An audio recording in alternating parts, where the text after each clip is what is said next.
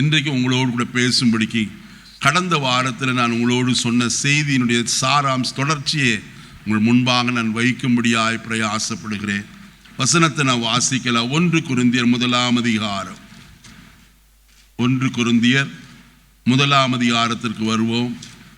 கர்த்தருடைய வசனத்தை நான் வாசிக்கலாம். 4-5 வசனங்களை வாசியுங்கள். கிறிஸ்துவை பற்றிய சாட்சி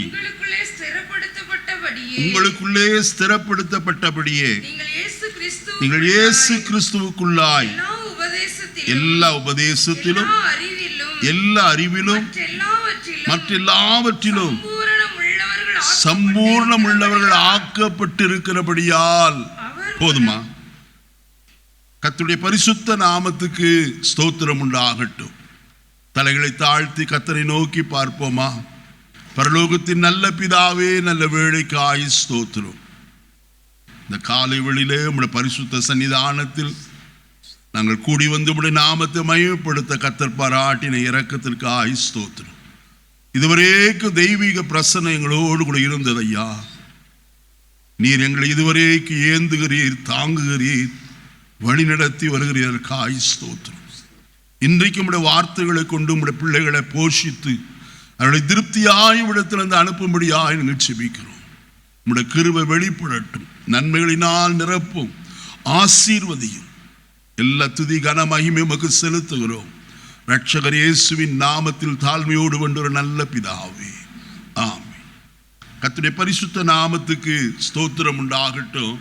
5ஆம் வசனத்தை மறுபடியுமாய் நான் வாசிக்க கேட்போம். நீங்கள் இயேசு கிறிஸ்துவுக்குள்ளாய் எல்லா உபதேசத்திலும் எல்லா அறிவிலும் மற்றெல்லாவற்றிலும் சம்பூர்ணம் உள்ளவர்கள் ஆக்கப்பட்டிருக்கிறபடியால் என்று சொல்லி கர்த்தருடைய வசனத்தில் நான் வாசிக்கிறோம். நாம் போன வாரத்தில் நாம் பார்த்த பிரகாரம் நாம் என்ன செய்யப்பட அழைக்கப்பட்டோம்? கிறிஸ்துவுடனே கூட ஐக்கியப்படுவதற்காய் அழைக்கப்பட்டோம் என்று அழைப்பை குறித்து நான் சொன்னேன். 2வது, நமக்கு அளிக்கப்பட்ட தேவ கிருபைக்காக நாம் ஸ்தோத்தரிக்க வேண்டும் என்று சொல்லி நான் சொன்னேன். இன்றைக்கு எல்லாவற்றிலும் நாம் எப்படிப்பட்டவர்களாய் இருக்க வேண்டும்? சம்பூர்ணம் உள்ளவர்களாய் காணப்பட வேண்டும்.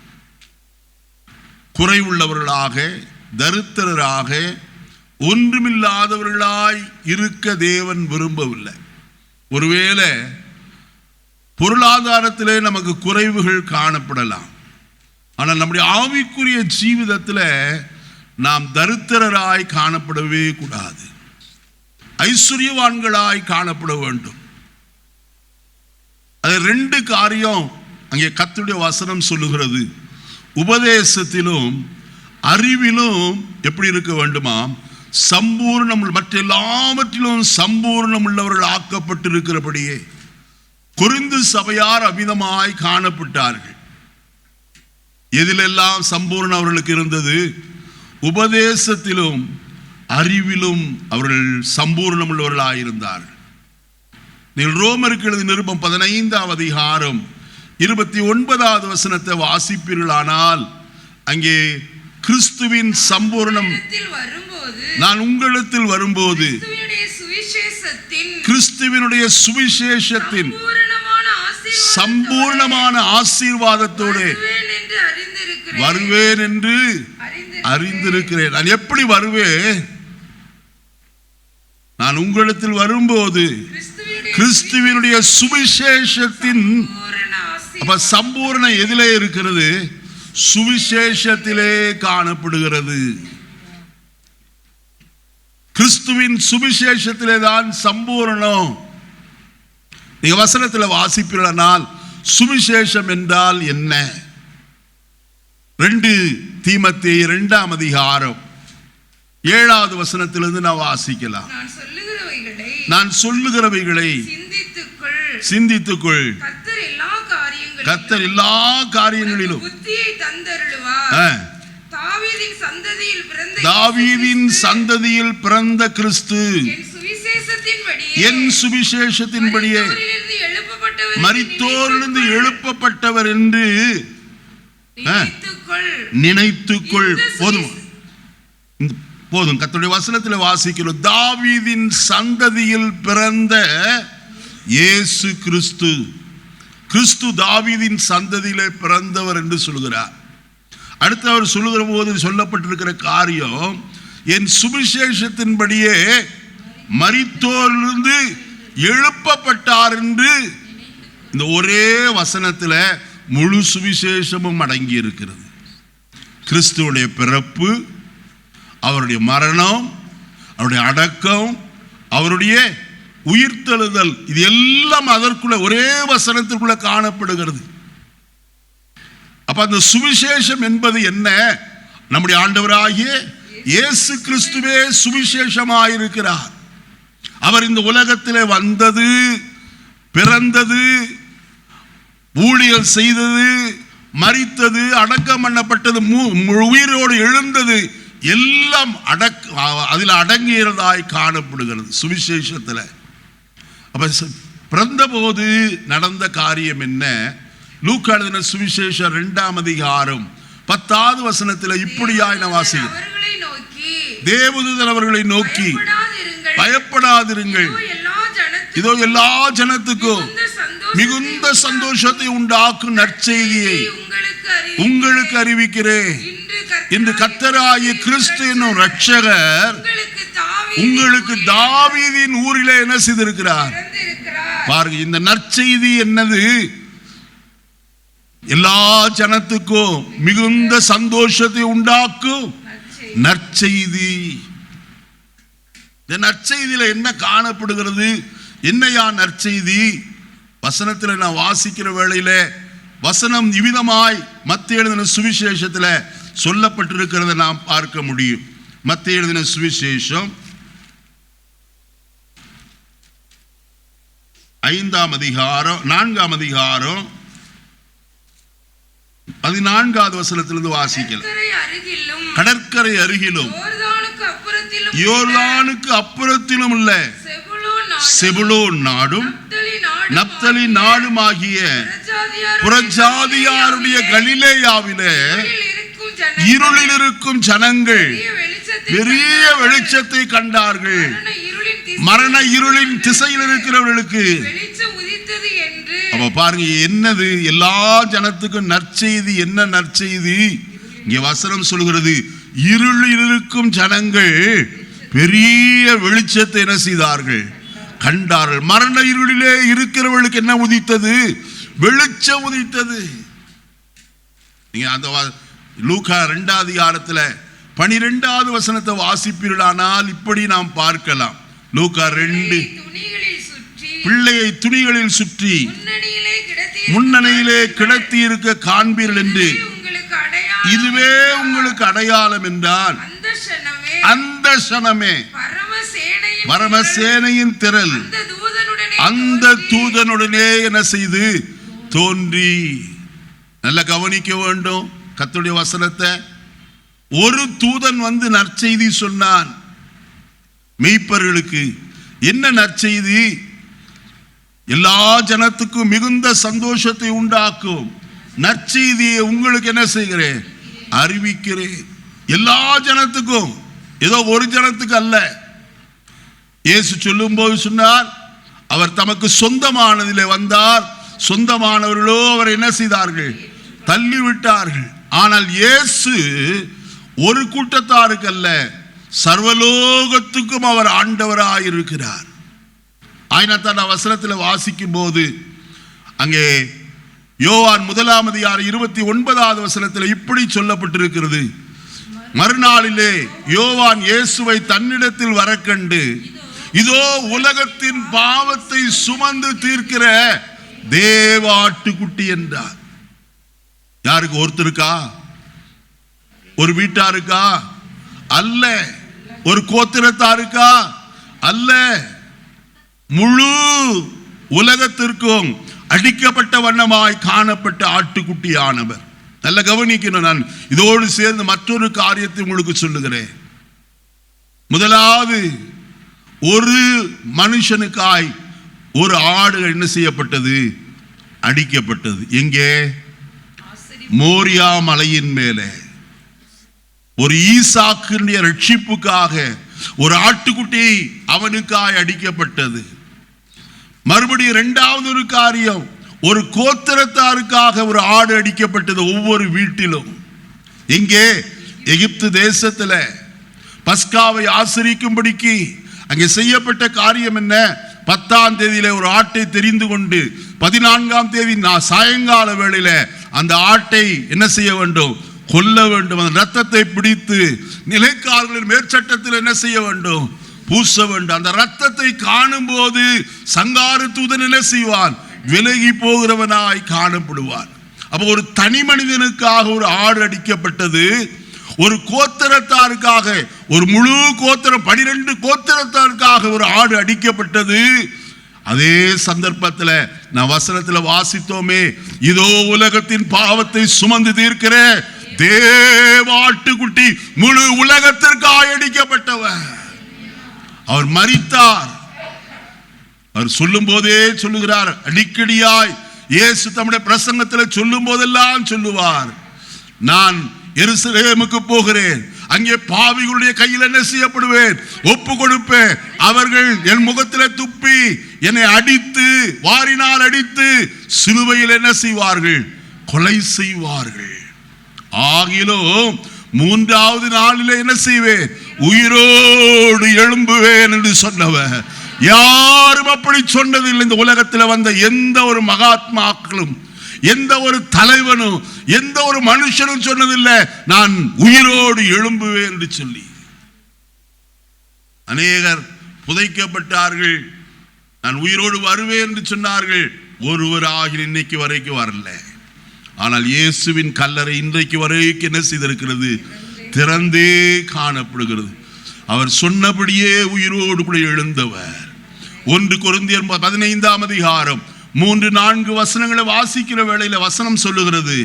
1 கொரிந்தியர் 15ஆம் அதிகாரம் 3-4 வசனங்கள்.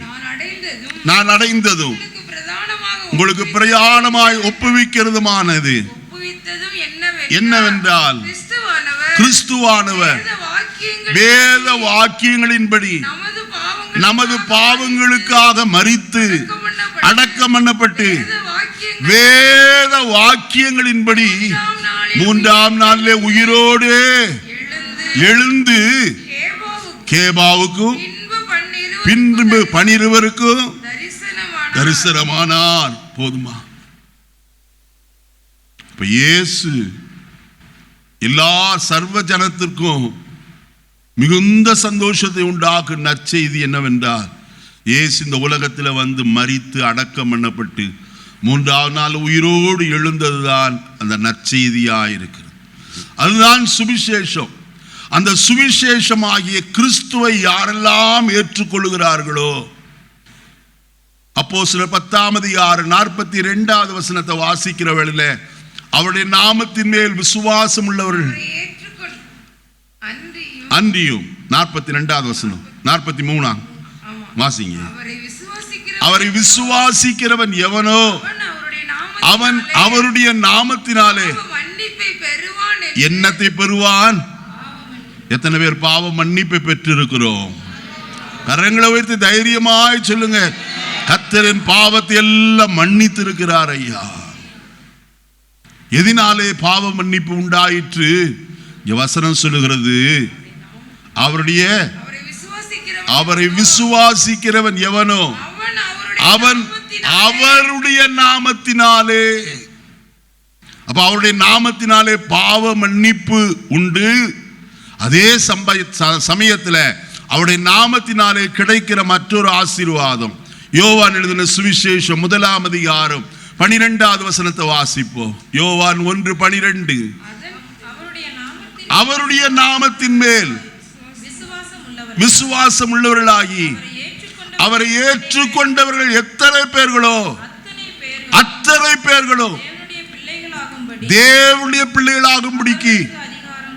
அப்ப கர்த்தருடைய நாமத்தினாலே, இயேசுவின் நாமத்தினாலே நமக்கு கிடைக்கிறது என்ன? முதலாவது பாவ மன்னிப்பு கிடைக்கிறது. இரண்டாவது என்ன கிடைக்கிறது? யோவான் 1:12 பிரகாரம் அவருடைய பிள்ளைகளாகும்படிக்கு என்ன கொடுத்திருக்கிறார்? அதிகாரம் கொடுத்திருக்கிறார். 3வது வசனத்தில் வாசிப்போமானால் யோவான் 14:14 வாசிக்கலாம். யோவான் 14:14.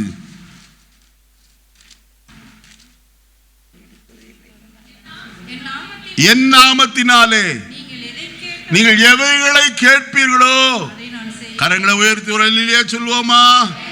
அப்ப இயேசு நாமத்திலே என்னெல்லாம் இருக்கிறது என்று பாருங்க. அவருடைய நாமத்தின் மேல் விசுவாசம் உள்ளவர்களாய் ஏற்றுக்கொண்டவர்களுடைய பிள்ளைகள் பாவ மன்னிப்பு கிடைக்கிறது. அவருடைய பிள்ளைகளாகும்படி அதிகாரம் கொடுக்கப்படுகிறது. இங்க 3வது காரியம் சொல்லப்பட்டிருக்கிறது. என் நாமத்தினாலே நீங்கள் எவைகளை கேட்பீர்களோ அவைகள் எல்லாம் என்ன செய்வீங்க? அப்ப ஜெபத்திற்கு பதில் உண்டு. எதிலே? இயேசு கிறிஸ்துவின் நாமத்தினாலே அந்த ஜெபத்திற்கு பதிலை கர்த்தர் நமக்கு தருகிறவராயிருக்கிறார். அவருடைய நாமத்தினாலே என்ன நடக்கும்? பிலிப்பியருக்கு எழுதின நிருபம் 2ஆம் அதிகாரத்திற்கு நாம் வருவோமானால் அங்கே கர்த்தருடைய வசனத்தில் இவ்விதமாய் சொல்லப்பட்டிருக்கிறதை நாம் பார்க்கலாம். அங்கே 6வது வசனத்திலிருந்து வாசிக்கலாம். அவர் தேவனுடைய ரூபமாயிருந்தும் தேவனுக்கு சமமாயிருப்பதை கொள்ளையாடின பொருளாய் எண்ணாமல் தம்மை தாமே வெறுமையாக்கி அடிமையின் ரூபம் எடுத்து மனுஷர் சாயலானார். அவர் மனுஷ ரூபமாய் காணப்பட்டு மரண பரியந்தம், அதாவது சிலுவையின் மரண பரியந்தம் கீழ்ப்படிந்தவராகி தம்மை தாமே தாழ்த்தினார். ஆதலால் தேவன் எல்லாவற்றுக்கும் மேலாய் அவரை உயர்த்தி இயேசுவின் நாமத்தில் வானோர் பூதலத்தோர் பூமியில் கீழானோருடைய முழங்கால் யாவும் முடங்கு பிடிக்கும். பிதாவாகிய தேவனுக்கு மகிமையாக இயேசு கிறிஸ்து கர்த்தர் என்று நாவுகள் யாவும் அறிக்கை பண்ணும்படிக்கு எல்லா நாமத்திற்கும் மேலான நாமத்தை ஹல்லேலூயா நாம் ஆராதிக்கிற இயேசு கிறிஸ்துவின் நாமம் இந்த உலகத்தில் இருக்கிற எல்லா நாமத்தை பார்க்கலாம் எப்படிப்பட்டது? மேலான ஒரு நாமம். இந்த நாமத்தை உடைய நாம் எதற்கும் பயப்பட வேண்டிய அவசியம் இல்லை. ஆயினாத்தான் சொன்னார். மார்க் எழுதின சுவிசேஷம் 16ஆம் அதிகாரம் 16வது வசனத்திலிருந்து வாசிப்போமா? மார்க் 16:16. விசுவாசம் உள்ளவனாகி ஞானஸ்நானம் பெற்றவன் ரட்சிக்கப்படுவான். விசுவாசியாதவனோ ஆக்கினைக்குள்ளாக தீர்க்கப்படுவான். விசுவாசிக்கிறவர்களால் நடக்கும் அடையாளங்களாவன என் நாமத்தினாலே. ஹல்லேலூயா. அவருடைய நாமத்தினாலே என்ன நடக்கும்? பிசாசுகள் கீழ்ப்படியும். எத்தனை பேருக்கு பிசாசு கீழ்ப்படிய மாட்டேங்குது? பிசாசை கண்டாலே பயம். அங்கே ஆட ஆரம்பிச்சதுன்னா ஒரே ஓட்ட ஓடிடுறாங்க. ஐயோ நம்மளை பிடிச்சிக்குமோ? அது ஒரு நாளும் யாரையும் பிடிக்காது, கர்த்தருடைய பிள்ளைகளை. நம்மளா பயப்படுறோம். நல்ல கவனிங்க. என் நாமத்தினாலே நீங்க என்ன செய்வீங்க? பிசாசுகளை துரத்துனாங்களா? லூக்கா 10ஆம் அதிகாரம் 18வது வசனத்தை வாசிப்போமா? அவர்களை அவர் நோக்கி சாத்தான் மின்னலை போல வானத்திலிருந்து வாசிங்க 17 தான் இல்லம்மா 19 இல்ல வசனத்தை வாசம் இதோ சர்ப்பங்களையும் தேள்களையும் மிதிப்பீர்கள், சத்துடைய சகல வல்லமைகளையும் மேற்கொள்ளவும் உங்களுக்கு அதிகாரம் கொடுத்து கீழ்ப்படிந்ததா? 17வது வசனம் பதில். பின்பு அந்த 70 பேரும் சந்தோஷத்தோட திரும்பி வந்து, ஆண்டவரே உம்முடைய நாமத்தினாலே. இவங்கெல்லாம் யாருங்க?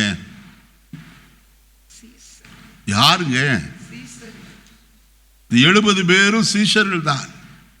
அவர்களுக்கு அதிகாரம் கொடுத்து அனுப்பினார். 10 அதிகாரம் முதல் வசனத்திலிருந்து வாசிப்போமா?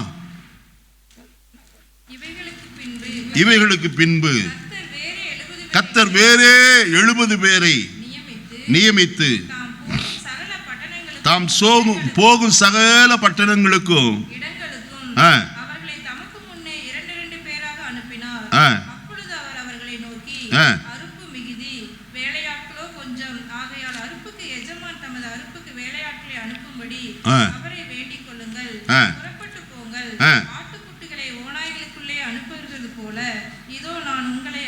பாத்தீங்களா? எங்கே அனுப்புகிறேன்? ஓநாய்களுக்குள்ளே அனுப்புகிறது போல நான் உங்களை அனுப்புகிறேன்.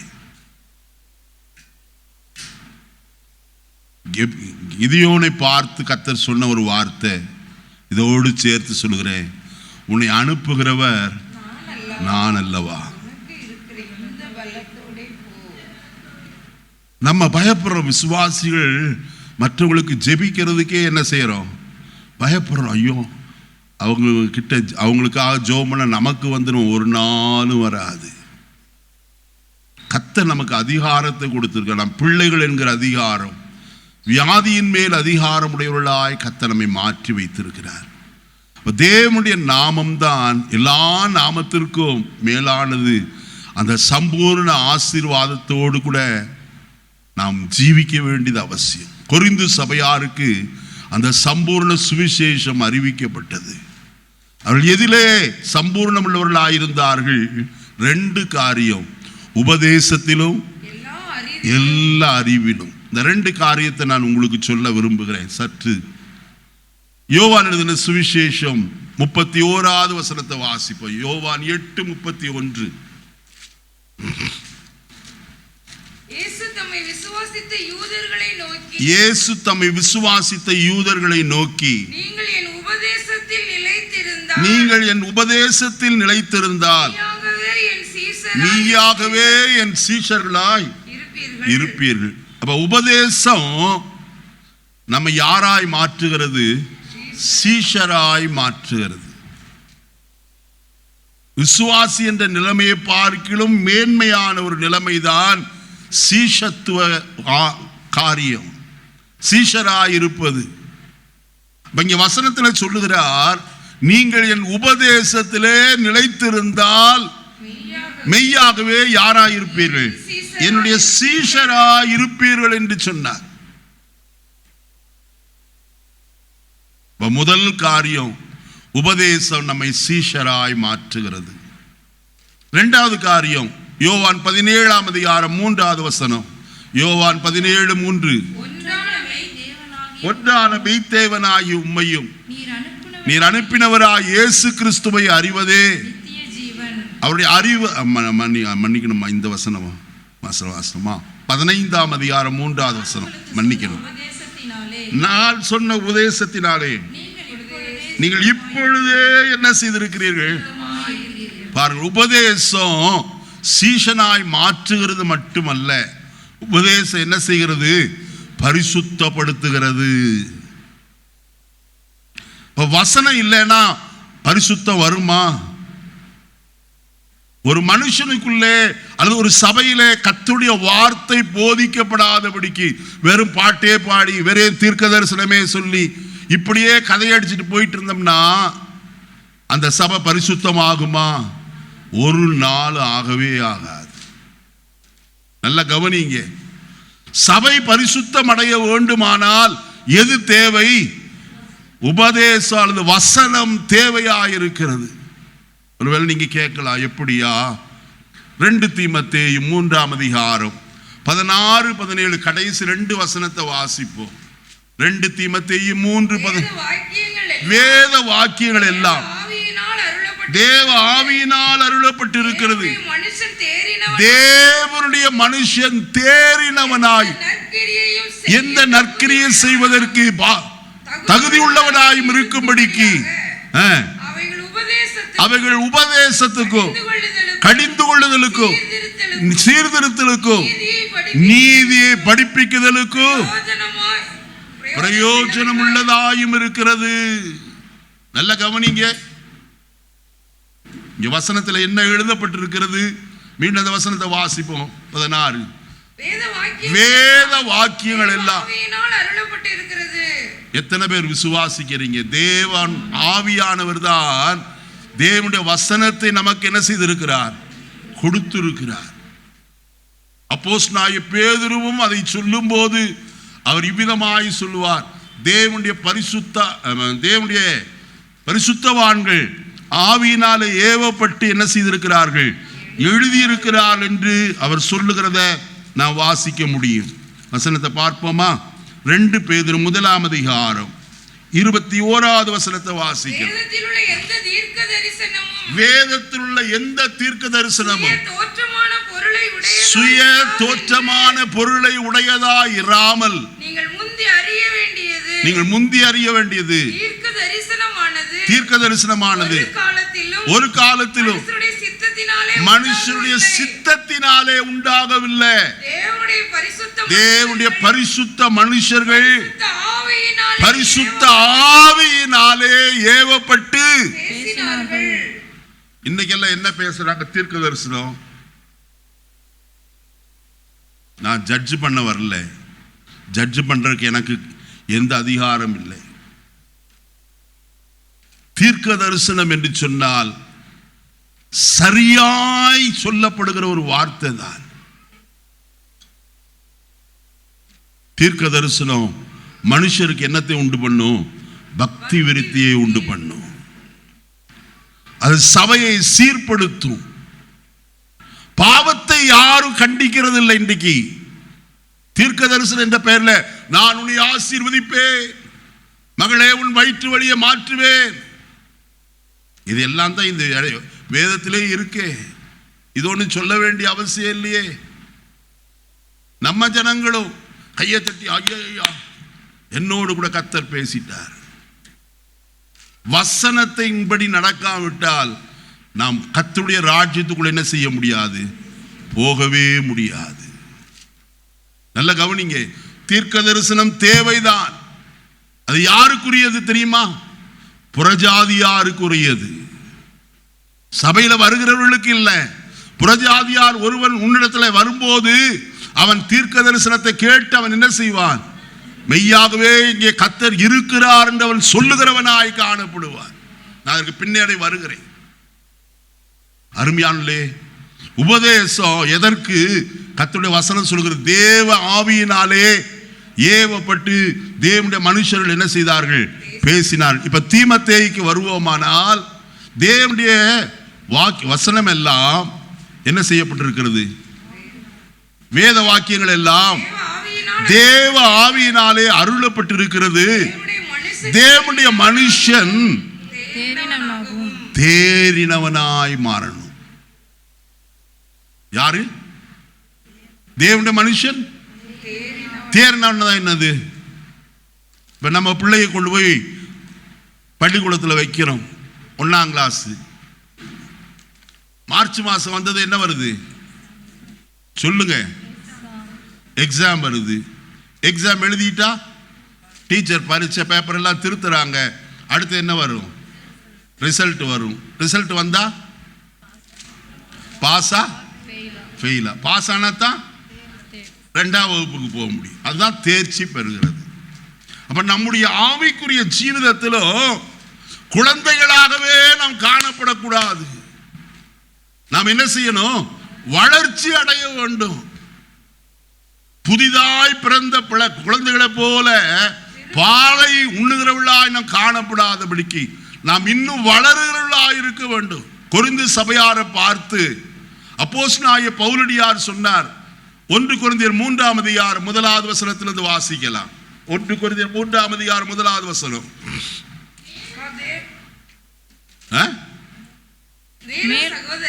மேலும் சகோதரரே, நான் உங்களை ஆவிக்குரியவர்கள் என்று எண்ணி உங்களுடனே பேசக்கூடாமல் மாம்சத்துக்குரியவர்கள் என்றும் கிறிஸ்துவுக்குள் குழந்தைகள் என்றும் பேச வேண்டியதாயிற்று. நீங்கள் பலன் இல்லாதவர்களால் உங்களுக்கு போஜனம் கொடாமல் பாலை குடிக்க கொடுத்து இன்னமும் நீங்கள் யாருக்குரியவர்களாய் இருக்கிறீர்கள்? அப்ப சபையில எத்தனை பேர் குரூப் இருக்குது?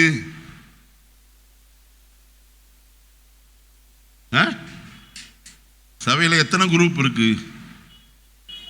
குழந்தைகள், நான் வேற ஏதாவது காரியத்தில் சொல்லலை, நல்ல கவனிங்க. குழந்தைகள், அடுத்தது மாம்சத்துக்குரியவர்கள், வளர்ச்சி அடையாதவர்கள், ஆவிக்குரியவர்கள். நல்ல கவனிங்க, 3 விதமான கூட்டம். ஒன்று, கிறிஸ்துவுக்குள் குழந்தைகள் என்று எண்ணி உங்களுடனே பேச வேண்டியதாயிற்று என்று சொன்னார். ஏன்னா நீங்க இன்னும் பாலவே குடிச்சிட்டு இருக்கீங்க. இன்னும் என்னதான் செய்தி?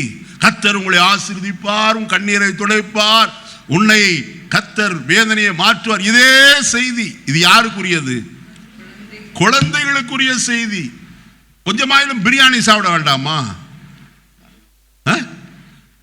கொஞ்சம் வளர்ந்ததுமே நம்ம என்ன செய்யறோம்? பிரியாணியை நசுக்கியாவது நம்ம பிள்ளைக்கு வாயில ஊட்டி விடுறோம். ஏன்? அந்த டேஸ்ட் அந்த பிள்ளை என்ன செய்யட்டும், அறிஞ்சுக்கிட்டும். பாருங்க, குழந்தைக்கு கறியை கொடுக்க மாட்டோம், ஆனா சூப்பு வச்சு என்ன செய்யறோம்? கொடுக்கிறோம். ஏன்? பலனடையும் படிக்கு. அதே போலதான் திருவசத்துல பழக்கமுடையவன் தேறினவனாய் மாறுவான். எத்தனை பேர் தேர்ச்சி அடைய வேண்டும் என்று விரும்புகிற கூட்டத்தார் நம்மிடத்தில் உண்டு? நல்ல கையை உயர்த்தி சொல்லுங்க. தேர்ச்சினா என்ன? வாசிப்போமா? லூக்கா எழுதின சுவிசேஷம் 6ஆம் அதிகாரம் 40வது வசனத்தை வாசிப்போம். லூக்கா 6:40. சீஷன் தன் குருவுக்கு மேற்பட்டவன் அல்ல, தேறினவன் எவனும் குருவை போல் இருப்பான். யார் நம்முடைய குரு? இயேசுதான் நம்முடைய குரு. அப்ப நம்ம யாரை போல மாறணும்? அதைத்தான் பவுல் சொல்லுகிறார். தேறினவன் எவனும் தன் குருவை போல இருப்பான் என்று சொன்னாரே. பவுல் சொல்லுகிறார், நாம் கிறிஸ்துவின் சாயலை பெற்றுக்கொள்ள வேண்டும். இப்பொழுது நாம் தேவனுடைய பிள்ளைகளாய் இருக்கிறோம். இனி எவ்விதமாய் இருப்போம் என்று இன்னும் வெளிப்படவில்லை. ஆயினும் வெளிப்படும் போது அவர் இருக்கிற வண்ணமாய். அந்த வசனத்தை நல்ல கவனிங்க. அவர் வெளிப்படும் போது அவர் இருக்கிற வண்ணமாக நாம் அவரை என்ன செய்ய போகிறோம்? தரிசிப்பதினால் அவருக்கு ஒப்பாயிருப்போம். எத்தனை பேர் நம்மளை விரும்புகிறோம்? அவருக்கு ஒப்பாய் நான் மாற வேண்டும். அதுதான் தேர்ச்சி, அதுதான் தேறினவனுக்குரிய குணாதிசயம். ஐநத்தன் வசனத்தில் சொல்கிறது, தேறினவன் எவனும் யாரை போல் இருப்பான்? தன் குருவை போல் இருப்பான். முதலாவது காரியம். இரண்டாவது, அதே 2 தீமோத்தேயு 3:16 வாங்க. அந்த வசனத்தை விடாதீங்க, நான் முடிக்கல இன்னும். தேறினவனாகவும் எந்த நற்கிரியை செய்ய, நற்கிரியை செய்கிறதிலே தகுதி. எபேசியர்ல சொல்லும் போது சொல்கிறார், நற்கிரியை செய்யும்படிக்கு நாம் கிறிஸ்துவுக்குள் என்ன செய்யப்பட்டிருக்கிறோம்? சிருஷ்டிக்கப்பட்டிருக்கிறோம். நற்கிரியை என்ன? வேத வசனத்தில் நான் வாசிப்போமானால் அப்போஸ்தலர் நடபடிகளின் புஸ்தகத்தில் 9ஆம் அதிகாரத்தில் இப்படி சொல்லப்பட்டிருக்கிறத நாம் பார்க்க முடியும். வசனத்தை வாசிப்போமா? 9ஆம் அதிகாரம் 36வது வசனத்திலிருந்து வாசிப்போம். யோப்பா பட்டணத்தில் கிரேக்க பாஷையிலே தொற்கால் என்னும் அர்த்தம் கொள்ளும்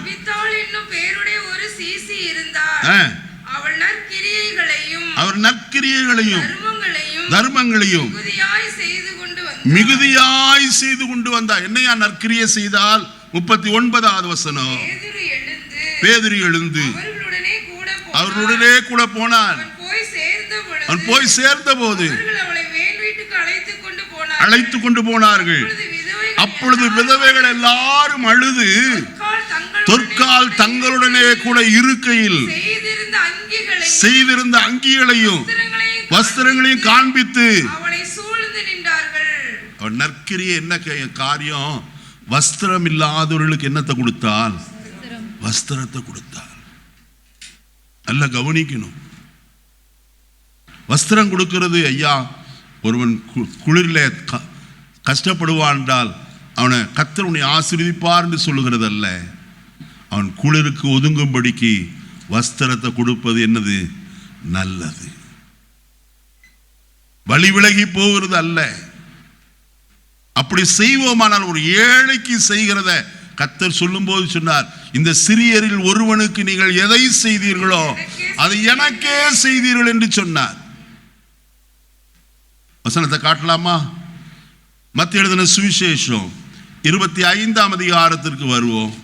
மத்தேயு எழுதின சுவிசேஷம் 25ஆம் அதிகாரம்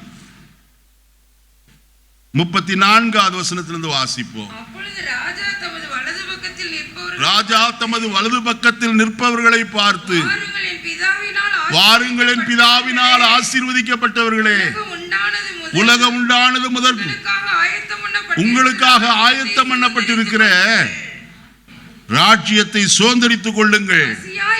பசியாயிருந்தே எனக்கு என்ன கொடுத்தீங்க? போஜனம் கொடுத்தீர்கள். தாகமாயிருந்தேன், என் தாகத்தை தீர்த்தீர்கள். அந்நியனாயிருந்தேன், என்னை சேர்த்து கொண்டீர்கள். வஸ்திரம் இல்லாதிருந்தேன், எனக்கு வஸ்திரம் கொடுத்தீர்கள். வியாதியாயிருந்தேன், என்னை விசாரிக்க வந்தீர்கள். காவலில் இருந்தேன், என்னை பார்க்க வந்தீர்கள் என்பார். அப்பொழுது நீதிமான்கள் அவருக்கு பிரதியுத்தரமாக, ஆண்டவரே, பசியுள்ளவராகவும் கண்டு உமக்கு போஜனம் கொடுத்தோம், தாகத்தை தீர்த்தோம், சேர்த்து கொண்டோம், வஸ்திரம் கொடுத்தோம், காவலில் இருக்கிறவராகவும் கண்டு உம்மிடத்தில் வந்தோம் என்பார்கள். அதற்கு ராஜா பிரதியுத்தரமாக, மிகவும் சிறியவராகிய என் சகோதரரான இவர்களில் ஒருவனுக்கு நீங்கள் எதை செய்தீர்களோ அது எனக்கே செய்தீர்கள் என்று. பாத்தீங்களா? எது நற்கிரிய? மிகவும் சிறியவர்களாகிய என் சகோதரரான இவர்களுக்கு நீங்கள் எதை செய்தீர்களோ அது எனக்கே செய்தீர்கள். அப்ப நற்கிரியை நாம் செய்யணுமா? நற்கிரியை செய்கிறதிலேயே நாம் தேர்ச்சி அடைகிறவர்களா இருக்க வேண்டும். இந்த நற்கிரியில இன்னொரு நற்கிரியை நான் உங்களுக்கு சொல்லுகிறேன். வாசிப்போம். 2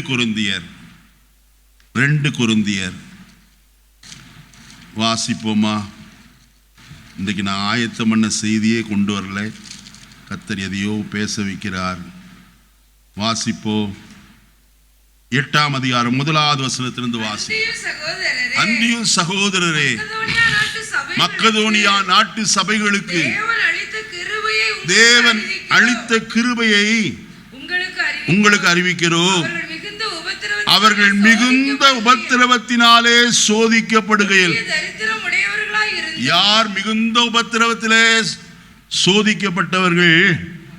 மக்கதோனியா நாட்டு சபையார். அப்ப என்ன செஞ்சாங்க கொரிந்து சபையார்? வாசிப்போமா? கீழே வாசிங்க. இருந்தும் தங்கள் பரிபூர்ண சந்தோஷத்தினாலே மிகுந்த உதாரத்துவமாய் கொடுத்தார்கள். ஆகிலும் மேலும் அவர்கள் தங்கள் திராணிக்கு தக்கதாகவும் மிஞ்சியும் கொடுக்க தாங்களே மனதுள்ளவர்களாய் இருந்தால் என்பதற்கு. மக்கதோனியா சபையார் கொடிய தரித்திரத்தில் காணப்பட்டாங்க. ஆனா மற்ற சபைகளுக்கு அவர்கள் என்ன செய்தார்கள்? கொடுத்தார்கள். நீதிமொழிகளில் ஒரு வசனம் ஒன்று இருக்கு, 30ஆம் அதிகாரத்தில். தா தா என்று சொல்லுகிற 2 குமாரத்திகள் அட்டைக்கு உண்டு, திருப்தி அடையாத 3ம். அப்படி நம்ம இருக்கக்கூடாது. எல்லாத்தையும் சும்மா போட்டு போட்டு வாங்கிட்டு இருக்கிறதில்ல, கொடுக்க பழகம்.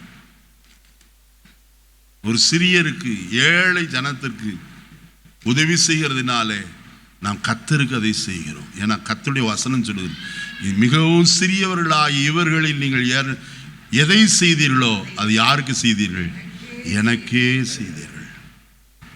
இப்போ வருவோம் 2 தீமோத்தேயு 3:16 மறுபடியும் வருவோம். நற்கிரியை அடுத்தது செய்ய தகுதியுள்ளவர்களாகும்படிக்கு முதலாவது உபதேசத்திற்கு. எது?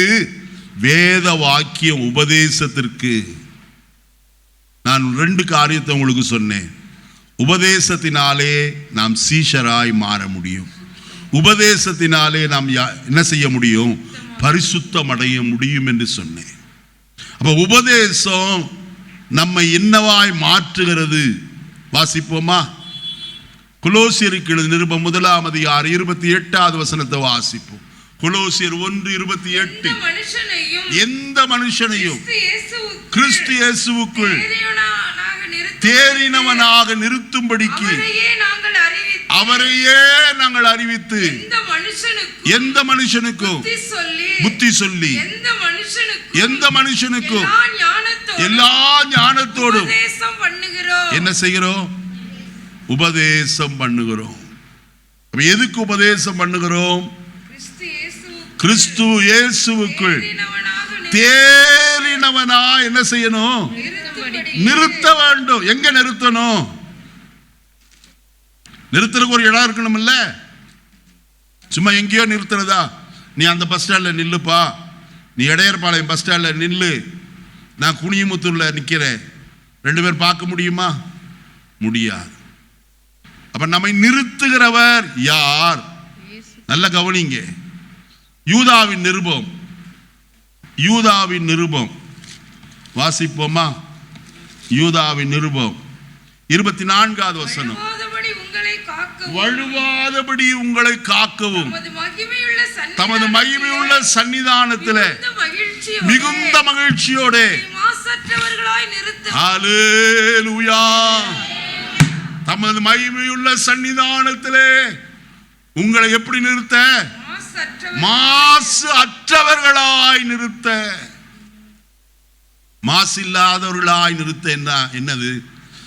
அவ்வளவு சுத்தம், ஒன்றும் குறையே கண்டுபிடிக்க முடியாது. நம்முடைய வாழ்க்கையில நாம் அவ்விதமாய் பரிசுத்தம் அடையணும். ஆயினாத்தான் கர்த்தருடைய வசனம் சொல்கிறது, பரிசுத்தம் உள்ளவன் இன்னும் என்ன செய்யட்டும்? பரிசுத்தமாகட்டும்.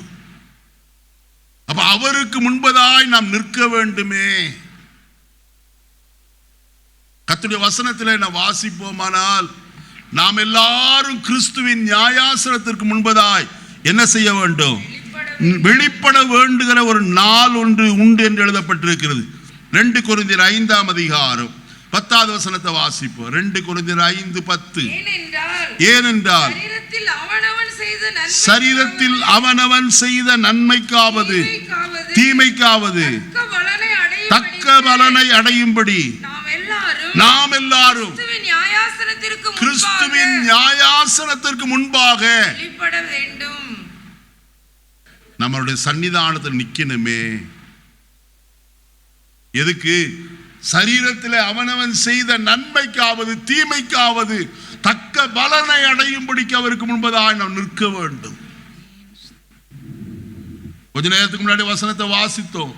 மத்தேயு 25 இடது பக்கத்தில் வலது பக்கத்தில் நிற்கிறவளை பார்த்தவர் நியாயம் தீர்த்தார். வலது பக்கத்தில் நிற்பவளை பார்த்து சொன்னார், உலகம் உண்டானது முதற்கொண்டு உங்களுக்காக ஆயத்தம் பண்ணப்பட்டிருக்கிற அந்த என் பிதாவின் ராஜ்யத்தில் போய் சேருங்கள். இடது பக்கத்தில் நிற்பவர்களை பார்த்து சொன்னார், பிசாசுக்காவுடைய தூதர்களுக்காயும் ஆயத்தம் பண்ணப்பட்டிருக்கிற நரகத்திற்கு நீங்க போங்கன்னு சொல்லிட்டார். நியாய தீர்ப்பு. நியாய தீர்ப்பிலே நம்முடைய ஜீவிதத்தில் நாம் மீட்கப்பட வேண்டும். நாம் நியாயம் தீர்க்கப்படாதபடிக்கு நாம் தப்புவிக்கப்பட வேண்டுமானால் நாம் பரிசுத்தம் அடைய வேண்டியது அவசியமான ஒரு காரியம். வசனத்தில் வாசித்தோம், நியாயாசனத்துக்கு முன்பதாய் நிற்க வேண்டும். இப்போ ஒரு வசனத்தை வாசிக்கலாம். எபேசியருக்கு எழுதின நிருபம் 5 26 வசனத்திலிருந்து 25 வாசிங்க. புருஷர்களே உங்கள் மனைவிகளில் அன்பு கூறுங்கள், அப்படியே கிறிஸ்துவும் சபையில் அன்பு கூர்ந்து தாம் அதை திருவசனத்தை கொண்டு தண்ணீர் முழுக்கினால் சுத்திகரித்து பரிசுத்தமாக்குகிறதற்கும் கரை திரை முதலானவர்கள் ஒன்றுமில்லாமல் பரிசுத்தமும் பிழை அற்றதுமான மகிமையுள்ள சபையாக அதை தமக்கு முன்பாக நிறுத்திக் கொள்வதற்கு. ஹல்லேலூயா. யாருக்கு முன்பதாய் நிறுத்தபடிக்கு? தமக்கு முன்பாக. பிதாவாகிய தேவனுக்கு முன்பாய் குமாரனாய் இயேசு கிறிஸ்துவின் வலது பார்சத்தில் இருப்பார். அவருக்கு முன்பதாய் நாம் எல்லாரும் என்ன செய்ய வேண்டும்? ஒரு நாளிலே நிறுத்தப்பட வேண்டுமே. இன்னைக்கு இந்த போதனை எல்லாம் இல்ல சபையில. தீர்க்க தரிசனம் ஜனங்கள் கூமிட்டையா போயிட்டாங்க, ஓடுறாங்க. வசனம் ஒரு மனுஷனை பரிசுத்தப்படுத்தும். வசனம் எங்க இல்லையோ அந்த இடத்துல கூட்டை குறைவாத்தான் இருக்கும். வசனம் எங்க இருக்கோ அங்க கூட்டம் குறைவாத்தான் இருக்கும். ஆனா அதை பத்தி அல்ல. தீர்க்க தரிசன நேரத்துலதான் 1000-2000 கூடும். அதை பற்றி கவலைப்பட வேண்டிய அவசியம் இல்லை. கர்த்தருடைய ராஜ்யத்துக்கு நான் எப்படியாக என்ன செய்யணும்? போக வேண்டுமே. ஊழியக்காரனுடைய வாஞ்சை கர்த்தருடைய சமூகத்தில் கொண்டு போய் எல்லாரும் என்ன செய்யணும்? சேர்க்க வேண்டும் என்கிற ஒரு வாஞ்சை, அதற்காய் பிரயாசப்படுகிற ஒரு தன்மைதான் ஊழியக்காரனுக்கு தேவை. வசனத்தில் சொல்லப்பட்டிருக்கிற காரியத்தை வாசித்தோம்.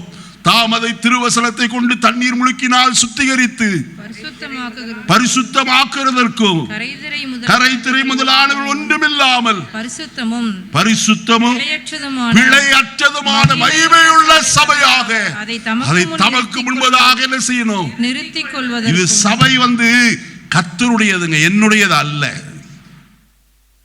பாஸ்டர் இம்மானுவேல் அற்புதராஜுடையது அல்ல இந்த சபை. நல்ல கவனித்துள்ளோம். சபை யாருடையது? சபைக்கு சொந்தக்காரர் யார்? வசனத்துல வாசிக்கலாம். இது அப்படியே வச்சுட்டு வாசிங்க. அப்போஸ்தலர் 20:28 வாசிங்க. ஆகையால் உங்களை குறித்தும் தேவன் தம்முடைய சுய ரத்தத்தினாலே சம்பாதித்து கொண்ட தமது சபை. போர்டு நிறைய இருக்குது ஐயா. அசம்பிளிஸ் ஆஃப் காட் இருக்கு, சர்ச் ஆஃப் காட் இருக்கு, எத்தனையோ சபைகள், டிபிஎம் இருக்கு, சிபிஎம் இருக்கு, எல்லாம் போர்டு. ஆனால் எல்லா சபையும் யாருக்கு தான் சொந்தம்? கர்த்தருக்கு சொந்தம். விலை கொடுத்து வாங்கி இருக்கிறார். குற்றமில்லாத மாசற்ற ஆட்டுக்குட்டியாகிய கிறிஸ்து இயேசுவின் விலையேற பெற்ற இரத்தத்தினாலே சம்பாதிக்கப்பட்ட சபையாகிய நீங்கள் அவருக்கு சொந்தமானவர்கள். ஆயினால் தான் கர்த்தருடைய வசனத்தில் வாசிக்கிறோம், அவருக்கு சொந்தமானவர்களுடைய நாமத்தின் புகழ்ச்சிக்காக மீட்கப்படுவார்கள் என்று கர்த்தருடைய வசனம் சொல்லுகிறது. எங்கேயா இந்த வசனம் எங்கேயோ சொல்லிட்டு போறீங்களே? எபேசியருக்கு எழுதின நிருபம் 1ஆம் அதிகாரத்தில் வாசிப்போமா? 14ஆம் வசனமா வாசிங்க. அவருக்கு சொந்தமானவர்கள் அவருடைய மகிமைக்கு புகழ்ச்சியாக மீட்கப்படுவார்கள் என்பதற்கு ஆவியானவர் நம்முடைய சுதந்திரத்தினுடைய யாரை மீட்க முடியாது? இயேசு வரப்போகிறார். அவருக்கு சொந்தமானவர்கள் எத்தனை பேர் அவருக்கு சொந்தம்? மோடிக்கு சொந்தமானவங்க எத்தனை பேர் இருக்கீங்க? ஸ்டாலினுக்கு சொந்தமானவங்க எத்தனை பேர் இருக்கீங்க? நம்ம அவங்களுக்கு சொந்தமா இருக்கிறத பார்க்கிறோம். பரலோகத்தின் தேவனுக்கு சொந்தமா இருப்பது மேலான காரியம். ஏன்னா இந்த வாழ்க்கைக்கு பிறகு ஒரு நித்திய வாழ்க்கை ஒன்று இருக்கே, அங்க கொண்டு போய் அவர் என்ன செய்ய போகிறார்? சேர்க்க. அதை தமக்கு முழுவதாய் நிறுத்திக் கொள்வதற்காக தம்மை தாமே என்ன செய்தாரா? ஒப்பு கொடுத்தார். சிலுவையில் ஒப்பு கொடுத்தவர் எதற்கு? நம்மை அவரிடத்தில் சேர்க்கும்படிக்கு. கலாத்தியர் 1ஆம் அதிகாரம் 4வது வசனத்தை வாசிப்போம். கலாத்தியர் 1:4. அவர் தாமே இப்பொழுது இருக்கிற பொல்லாத பிரபஞ்சத்தினின்று விடுவிக்கும்படி நம்முடைய பிதாவாகிய தேவனுடைய சித்தத்தின்படியே நம்முடைய பாவங்களுக்காக தம்மை தாமே என்ன செய்தார்? ஒப்பு கொடுத்தார். ஐயா, எதற்கு ஒப்பு கொடுத்தாரா? சொல்லுங்க, வாஸ்திங்க இல்ல. நம்ம இந்த பொல்லாத பிரபஞ்சத்திலிருந்து விடுவிக்கும்படிக்கு நம்முடைய பிதாவாகிய தேவனுடைய சித்தத்தின்படி நம்முடைய பாவங்களுக்காக தாமே ஒப்பு கொடுத்தார். பாத்தீங்களா? நம்முடைய பாவத்திற்காகத்தான் அவர் ஒப்பு கொடுத்தார் ஐயா. கொலோசியர் 1:21. கொலோசியர் 1:21. முன்னே அந்நியராயும் துர்க்கிரியைகளினால் மனதிலே சத்துருக்களாயும்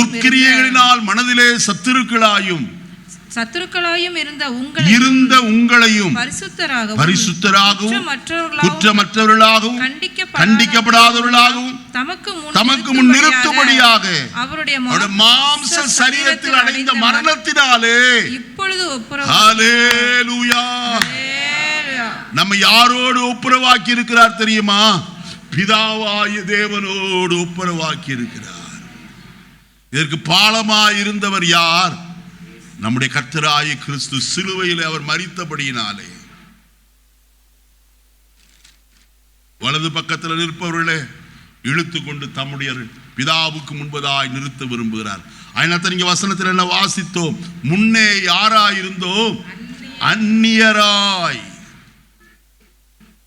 இது இன்னும் கொஞ்சம் தெளிவா நம்ம தெரிஞ்சுக்கணுமானா வசனத்துல இன்னும் கொஞ்சம் ஆழத்துல போவோம். எபேசியருக்கு எழுதின நிருபம் 2ஆம் அதிகாரத்திற்கு வருவோம். வாசிப்போமா? 12வது வசனத்திலிருந்து வாசிப்போம். அக்காலத்திலே கிறிஸ்துவை சேராதவர்களும் இஸ்ரவேலுடைய காணியாட்சிக்கு புறம்பானவர்களும் வாக்குத்தத்தத்தின் உடன்படிக்கைக்கு அந்நியரும் நம்பிக்கை இல்லாதவர்களும் இவ்வுலகத்திலே தேவனற்றவர்களுமாய் இருந்தீர்கள் என்பதை முன்னே எதற்கு அந்நியராயிருந்தோ? நீங்க கொலோசில வாசிங்க. முன்னே அந்நியராய். இங்கே அதே வசனம் வருதா? எதுக்கு அந்நியராயிருந்தோம்? வாக்குத்தத்தத்தின் உடன்படிக்கைக்கு. நமக்கு வாக்குத்தத்தமே இல்லையா? யாருக்கு? புறஜாதியாராகிய நமக்கு வாக்குத்தத்தமே இல்லை. என்னைய இப்படி குண்டு போடுறீங்க? எல்லாத்துக்கும் வசனம் இருக்கு. வசனம் இல்லாதபடிக்கு நான் உங்க முன்பாக இந்த காலை வேளை நிற்கல. நான் எழுதிட்டு வந்த எந்த வசனத்தையும் இப்ப எடுத்து நான் உங்களுக்கு போதிக்கவே இல்லை. கர்த்தருடைய ஆவியானவர்களுக்கு ஞாபகம் முட்டுகிறது தான் உங்களுக்கு சொல்லுகிறேன். இது உண்மை உண்மை உண்மை. நான் நினைக்கலாம், பாஸ்டர் பெரிய நோட்டா கொண்டு வந்தார், நிறைய எழுதிட்டு வந்திருப்பாரோ. இல்லை, நான் எழுதிட்டு வந்தது உண்மை. ஆனா கர்த்தர் எனக்கு வித்தியாசமா என்னை நடத்துகிறார். அது எனக்கு தெரியும் நன்றாய். நல்ல கவனிங்க. இப்ப என்ன சொன்னேன்? வாக்குத்தத்தத்தின் உடன்படிக்கைக்கு. இதை அப்படியே பிடித்துக் கொள்ளுங்க. ரோமருக்கு எழுதின நிருபத்துக்கு வருவோம். 9ஆம் அதிகாரத்திற்கு வரலாம். வாசிப்போமா? 2வது வசனத்திலிருந்தே வாசிக்கிறேன். நான் சொல்லுகிறது பொய்யல்ல, கிறிஸ்துவுக்குள் உண்மையை சொல்லுகிறேன் என்று பரிசுத்த ஆவிக்குள் என் மனசாட்சியும் எனக்கு சாட்சியாய் இருக்கிறது. மாம்சத்தின்படி என் இனத்தாராகிய சகோதரருக்கு பதிலாக நானே கிறிஸ்துவை விட்டு சபிக்கப்பட்டவராக வேண்டும் என்று விரும்புவேனே. அவர்கள் இஸ்ரவேலரே, புத்திர சுவிகாரமும் மகிமையும் உடன்படிக்கையும் நியாயப்பிரமாணமும் தேவ ஆராதனையும் வாக்கு தத்தங்களும் அவர்களுடையது. புறஜாதியாராகிய நமக்கு வாக்கு தத்தம் உண்டா? இல்லையே. ஆனால் அந்த வாக்கு தத்தத்திற்கு நாம் யாராய் மாறினோம்? உடன் பங்காளராய் மாறினையா. இது எங்கே நடந்தது? சிலுவையிலே நடந்தது. வாக்குத்தத்தம் அற்ற நமக்கு வாக்குத்தத்திற்கு அந்நியராயிருந்த நம்ம இப்ப எபேசியருக்கு எடுத்த நிருபத்தில் வாசிங்க. வாசிப்போமா? அந்நியராயும் நம்பிக்கை இல்லாதவர்களாயும் இவ்வுலகத்திலே தேவனற்றவர்களாயும் இருந்தீர்கள் என்பதை நினைத்துக் கொள்ளுங்கள். இப்ப ரோமருக்கு வருவோம் மறுபடியும். அடுத்த வசனத்தை வாசிங்கள். பிதாக்கள் அவருடைய ஆபிரகாம், ஈசாக்கு, யாக்கோபு என்கிற பிதாக்கள் அவர்களுடையவர்கள். நல்ல கவனிங்க. ஒரு சமயம் ஒரு பாஸ்டர் ஆபிரகாம்னு பேர் வச்சு ஊழியம் செய்யற ஒரு போதகர் இஸ்ரேலுக்கு போனார். உன் பேர் என்னன்னு கேட்டாங்க. ஆபிரகாம்னு. கொஞ்சம் அந்த பக்கம் நில்லுன்ட்டாங்க. அவரே சொன்ன வார்த்தையை காது கேட்டதுனால சொல்லுகிறேன். இவருக்கு ஒன்றும் புரியல. என்னையா நம்ம கிறிஸ்தவ பேர் தானே வச்சிருக்கோம், Bible, it is a Bible நேம்னாரு. அதெல்லாம் இருக்கட்டும், நீ அங்கே போய் நில்லுன்ட்டாரு. நீ எப்படி எங்க முற்பிதாக்களுடைய பெயரை வைக்கலாம்? அவன் அவ்வளவு வைராக்கியமாய் இருந்தவன். உனக்கு யார் இந்த அதிகாரத்தை கொடுத்ததுன்னு கேட்டாராம். யோசித்து பாருங்க. அவ்வளவு வைராக்கியம் உடையவன் யூதன் முற்பிதாக்களுடைய காரியத்தில். ஆனால் கர்த்தர் நன்றாய் நம்மை அந்த ஆபிரகாமின் பிள்ளைகளாய் கர்த்தர் நம்மை மாற்றி இருக்கிறார். ஆபிரகாமுடைய வாக்குத்தத்தத்திற்கு நம்மை யாராய் மாற்றி இருக்கிறார்? உடன் பங்காளர்களாய் மாற்றி இருக்கிறார். மாற்றி இருக்கிறார்களா? அந்த வசனத்தை வாசிருமா? கலாத்தியர்கள் நிருபம், கலாத்தியர்கள் நிருபம் 3ஆம் அதிகாரம் வாசிப்போமா? 6வது வசனத்திலிருந்து வாசிப்போம். அப்படியே ஆபிரகாம் தேவனை விசுவாசித்தார், அது அவனுக்கு நீதியாக எண்ணப்பட்டது. ஆகையால் விசுவாச மார்க்கத்தார்கள் எவர்களோ, 2 கையை உயர்த்து கர்த்தருக்கு அல்லேலூயா சொல்லுங்க ஐயா. அல்லேலூயா. நம்மை விசுவாச மார்க்கத்தாரா ஏற்படுத்தி, இங்க வசனத்தில் சொல்லப்பட்டிருக்கிறது, ஆபிரகாம் தேவனை விசுவாசித்தான், அது நீதியாக எண்ணப்பட்டது. ஆகையால் விசுவாச மார்க்கத்தார்கள் எவர்களோ அவர்களே ஆபிரகாமின் பிள்ளைகள் ஐயா. யூதர்கள் அல்ல, கர்த்தரை புறக்கணித்தவர்களாய் காணப்பட்டவர்கள். ஆனால் நாமோ விசுவாச மார்க்கத்தாராயிருந்து யாருடைய பிள்ளைகளாயிருக்கிறோம்? ஆபிரகாமின் பிள்ளைகளாயிருக்கிறோம். அடுத்த வசனத்தில் வாசிப்போமானால் வாசிப்போம் கீழே. மேலும் தேவன் விசுவாசத்தினாலே புறஜாதிகளை நீதிமான்கள் ஆக்குறார் என்று வேதம் முன்னாக கண்டு உனக்குள் சகல ஜாதிகளும் ஆசீர்வதிக்கப்படும் என்று ஆபிரகாமுக்கு சுவிசேஷமாய் முன்னறிவித்தது. ஆபிரகாமை பார்த்து கர்த்தர் சொன்னார், உன் சந்ததிக்குள் பூமியில் சகல ஜாதிகளும் என்ன செய்யப்படும்? அந்த சந்ததி யார்? கிறிஸ்துதான். ஹல்லேலூயா. கிறிஸ்துவுக்குள்ளாய் யாரெல்லாம் கடந்து வந்திருக்கிறார்களோ அவர்கள் எல்லாரும் தேவனுடைய பிள்ளைகள், ஆபிரகாமுக்கும் பிள்ளைகளாய் காணப்படுகிறார். அவர்களுக்கு என்னையா கிடைக்கும்? அடுத்த வசனத்தை வாசிங்க, 9வது வசனம். அந்தபடியே விசுவாச மார்க்கத்தார் விசுவாசமுள்ள ஆபிரகாமோடே கூட ஹல்லேலூயா ஆபிரகாமோடு சேர்ந்து நீங்களும் நானும் என்ன செய்யப்படுகிறோம்? ஆசீர்வதிக்கப்படுகிறோம். ஹல்லேலூயா. எவ்வளவு பெரிய ஸ்லாக்கியம்! இந்த ஸ்லாக்கியத்திற்குத்தான் நீங்களும் நான் என்ன செய்யப்பட்டிருக்கிறோம். இதுக்குதான் உபதேசம். கிறிஸ்துவை நாம் எவ்வளவா அறிந்திருக்கிறோம். ஐநத்தாம் வசனத்தில் வாசித்தோம். கொலோசியர் 1ஆம் அதிகாரம், மன்னிக்கணும், 2 தீமோத்தேயு 3ஆம் அதிகாரம் 16வது வசனத்தில் வேத வாக்கியங்கள் எல்லாம் தேவ ஆவியினால் அருளப்பட்டிருக்கிறது. தேவனுடைய மனுஷன் தேறினவனாகவும் எந்த நற்கிரியை செய்ய தகுதி உள்ளவனாயும் இருக்கும்படிக்கு அவைகள் உபதேசத்துக்கும் கடிந்து கொள்ளுதலுக்கு. கர்த்தருடைய வசனம் என்ன செய்யும்? சொல்லுங்க. கடிந்து கொள்ளும். கடிந்து கொள்ளுமா? அப்போஸ்தலனாகிய பேதுரு 11 கூட எழுந்து நின்றான். கர்த்தருடைய வசனத்தை பேசினான்.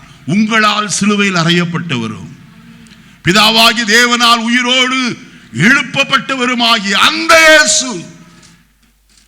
நல்ல கவனிங்க.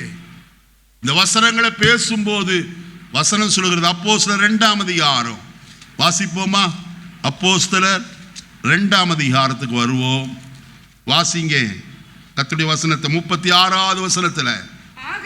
ஆகையினால் நீங்கள் சிலுவையில் அறைந்த இந்த இயேசுவையே தேவன் ஆண்டவரும் கிறிஸ்துவும் ஆக்கினார் என்று இஸ்ரவேல் குடும்பத்தார் யாவரும் நிச்சயமாய் அறிய கடவர்கள் என்றான்.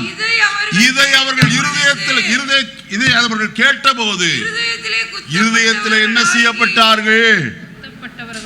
சொல்லுங்க. ஆங்கிலத்தில் என்ன எழுதி இருக்கு தெரியுங்களா? they were cut in their heart என்று சொல்லி இருதயத்தையே ஊடுருவி போயிருச்சாம். கர்த்தருடைய வசனம் இருதயத்தை ஊடுருவும். பவுல் பேசினான். லீதியால் அந்த வசனத்தை என்ன செய்து கொண்டிருந்தால்? கவனித்துக் கொண்டிருந்தார். வசனத்தை கவனிக்கும்படிக்கு கர்த்தர் லீதியாவுடைய இருதயத்தை திறந்தருளினார். வசனத்தை கேட்டவர்கள் லீதியால் கர்த்தருடைய வசனத்துக்கு கீழ்ப்படிந்தார். நல்ல கவனிக்கணும். இந்த காலை வேளையில ஒன்று சொல்கிறேன், வசனம் நம்ம என்ன செய்யும்? கண்டிக்கும். வழி இதுவே, இதில் நடவுங்கள் என்று சொல்லி அது காண்பித்து தருகிறது. அந்த வசனத்தை கை கொள்ளுகிறவர்கள் பாக்கியவான்கள் என்று எழுதப்பட்டிருக்கிறது. நம்மை கண்டிக்கும் போது போதகர் இங்கிருந்து என்னதான் குத்துறாரு, நான் யாரையும் குத்துறது இல்லை, வேத வசனத்தை மட்டும்தான் சொல்லுகிறேன். குத்துகிறது என் வேலை இல்லை, வசனம் குத்தும். குத்தினால் என்ன நடக்கும்? ஒரு மனம் திரும்புதல் நடக்கும். அங்க வசனத்தை பாருங்க. வசனத்தை இருதயத்தில் குத்தப்பட்டவர்கள் என்ன கேட்டாங்க? சகோதரரே, நாங்கள் ரட்சிக்கப்படுகிறதற்கு என்ன செய்ய வேண்டும்? அப்ப வசனம் ஒரு மனுஷனுடைய இருதயத்துக்குள்ள கிரியை செய்யுமானால் அவன் உடனே கேட்க வேண்டிய காரியம், நான் என்ன செய்ய சித்தமாயிருக்கிறேன்? காலையில உபதேசம் நம்மை சீர்படுத்தும், கர்த்தருக்கு முன்பதாய் நம்மை கொண்டு போய் நிறுத்தும். 2வது காரியத்தை மட்டும் நான் சொல்லி நிறைவு செய்கிறேன், அதோடு முடித்து விடுகிறேன். வாசிப்போம். 1 கொரிந்தியர் 1ஆம் அதிகாரம் 5வது வசனத்தை வாசிங்கள். 1 கொரிந்தியர் 1:5 மட்டும் வாசித்து முடிச்சிருவோம். எல்லா உபதேசத்திலும் எல்லா அறிவிலும் மற்றெல்லாவற்றிலும் சம்பூர்ணம் உள்ள ஆக்கப்பட்டிருக்கிறபடியே. அங்க வசனத்தில் சொல்லப்பட்டிருக்கிறது, உபதேசத்தில் மட்டுமல்ல, எல்லா அறிவிலும். இன்னைக்கு உலகம் அறிவில மிகுந்து கிடக்கிறது. தானியேல் சொல்லும் போது கடைசி நாட்களில் அறிவு பெருத்து போகும். இப்ப லேட்டஸ்ட் டெக்னாலஜி ஒண்ணு வந்திருக்கு, ஏஐன்னு. உலகத்தை நாசத்துக்கு கொண்டு போகிற ஒரு அறிவு. ஒரு சின்ன குழந்தைய கூட நீங்க யூடியூப்ல பார்த்துருப்பீங்க, வசனம் பேச வைக்கும். சின்ன குழந்தை இத்தனை வசனம் சொல்லுமா, அது அப்படியே சொல்லுது. அப்ப டெக்னாலஜி எவ்வளவு வளர்ந்துருக்குன்னு பாருங்க. ஒரு பொம்மையை பேச வைக்க முடியுமானால், அறிவு பெருத்த இந்த காலத்தில் அறிவு பெருத்த என்ன பெருக்கும் தெரியுமா? நோவும் பெருகும். இன்னைக்கு வியாதிக்கும் பஞ்சமே இல்லை. சொல்லப்படாத எத்தனையோ வியாதி இன்றைக்கு உலகத்தில் வந்திருக்கு. சரி, அது போகட்டும். இன்றைக்கு நாம் எந்த அறிவில் நிறைந்திருக்க வேண்டும்? கிறிஸ்துவை பற்றிய அறிவு நமக்கு வேண்டுமே. வாசிப்போம். நீதிமொழிகளின் புஸ்தகம் 2-3 வசனத்தை மட்டும் வாசித்து முடிச்சிருவோம். நீதிமொழிகளின் புஸ்தகம் 9ஆம் அதிகாரம் 10வது வசனத்தை வாசிப்போம். கர்த்தருக்கு பயப்படுதலே ஞானத்தின் ஆரம்பம், பரிசுத்தரின் அறிவே. யாரை குறித்து அறியணும்? பரிசுத்தரை அறிகிற அறிவு. இன்னைக்கு உலகத்தில் இருக்கிற எந்த அறிவை பார்க்கிலும் மேன்மையான ஒரு அறிவு. ஏயா இது மேன்மையானதுன்னு சொல்றீங்க? மற்ற எல்லா அறிவும் இந்த உலகத்தோடு அழிந்து போகும். ராக்கெட் விட்டுருக்கானே, அதெல்லாம் ஒரு நாள் என்ன செய்யும்? வெடிச்சு தீப்பிழம்பாய்த்தான் கீழே உழுகும். அப்ப பூமி அக்னியினாலே என்ன செய்யும்? வெந்து போகுமே. அணுகுண்டெல்லாம் தயாரித்து எங்கே வச்சுருக்காங்க? பூமிக்கு அடியில் தான் சுரங்கம் தோண்டி வச்சுருக்காங்க. ஏன்? அது குளிர்ச்சியாக இல்லைன்னா வெடிச்சிடும். அருவங்காட்டில் வச்சுருக்காங்க, போய் பாருங்கள். கார்டைட் ஃபேக்ட்ரி அத்தனையும் குண்டுக்கு மேலே தான் எல்லாம் ஜீவிச்சிட்டு இருக்காங்க. உலகம் அப்படி அழிக்கப்படுவதற்கு எல்லா ஆயத்தத்தோடு இருக்கு. ஆனால் ஒன்று, இந்த காலை வேளையில ஒன்று சொல்கிறேன், பரிசுத்தரை அறிகிற அறிவுதான் நம்ம இந்த உலகத்தினுடைய அழிவுக்கு தப்பி நம்மை பரலோகத்திற்கு என்ன செய்யும்? கொண்டு போய் சேர்க்க. எத்தனை பேர் பரலோகம் போகணும்னு விரும்புகிறோம்? இந்த அறிவுக்குள்ளே நாம் வளர்ச்சி அடைவோம். கிறிஸ்துவை அறிகிற அறிவு. 2 கொரிந்தியர் 1:3 வாசிப்போமா? 2 கொரிந்தியர் 1:3-4 வசனங்கள். நமது கர்த்தராகிய இயேசு கிறிஸ்துவின் பிதாவாகிய தேவனும் இரக்கங்களின் பிதாவும் சகலவிதமான ஆறுதலின் தேவனுமாய் இருக்கிறவருக்கு ஸ்தோத்திரம். தேவனால் எங்களுக்கு அருளப்படுகிற இல்லம்மா, நீங்க கொரிந்தியர்ல வாசிக்கிறீங்க, பேதுருல சொன்னேன் இல்ல, கொரிந்தியரா சொன்னேன், தயவுசெய்து மன்னிச்சுங்க. 2 பேதுரு 1:3-4 வசனங்கள்.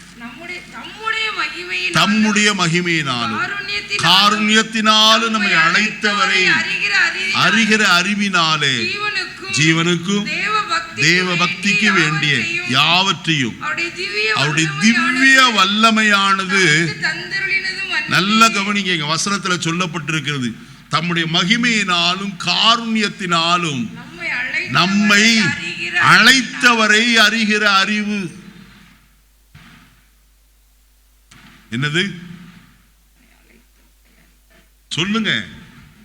தம்முடைய மகிமையினாலும் காருண்யத்தினாலும் நம்மை அழைத்திருக்கிறாரா?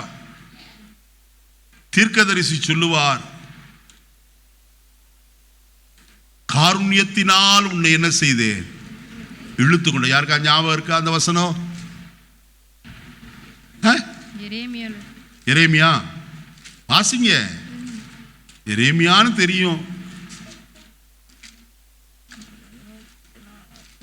31 அநாதி சிநேகத்தால் உன்னை சிநேகித்தே, ஆகையால் காருண்யத்தால் உன்னை சிநேகித்தேன். 31:3 எழுதி வச்சுங்க. காலம் முதல் கர்த்தர் எனக்கு தரிசனையானார் என்பாய். ஆம், அநாதி சிநேகத்தினால் உன்னை சிநேகித்தே, ஆதலால் காருண்யத்தினால் உன்னை. இந்த வசனத்துல அப்படி இருந்துதா? எந்த வசனத்துல? 2 பேதுரு 1:3 வசனத்துல தம்முடைய மகிமையினாலும் காருண்யத்தினாலும் நம்மை அழைத்தவர். வசனம் எவ்வளவு கோர்வையா வருது பாருங்க. ஆவியானவர் சொன்னா எல்லாம் கோர்வையா தான் வரும். கர்த்தருக்கு ஸ்தோத்திரம். அவர் நம்மை அழைத்தவர், அவரை அறிகிற அறிவினாலே என்று எழுதப்பட்டிருக்கு. அப்ப கிறிஸ்துவை நாம் எவ்வளவு அறிஞ்சிருக்கிறோம்? கிறிஸ்துவை அறியணும்னா என்ன செய்யணும்? ஜெபிக்கணும், வேதம் வாசிக்கணும். நல்ல கவனிங்க. நான் ரூத்தின் புஸ்தகத்திலிருந்து வரேன். ரூத்தும் ஓர்பால் 2 பேர் நகோமிக்கு யாரா இருந்தாங்க? மருமக்கள்.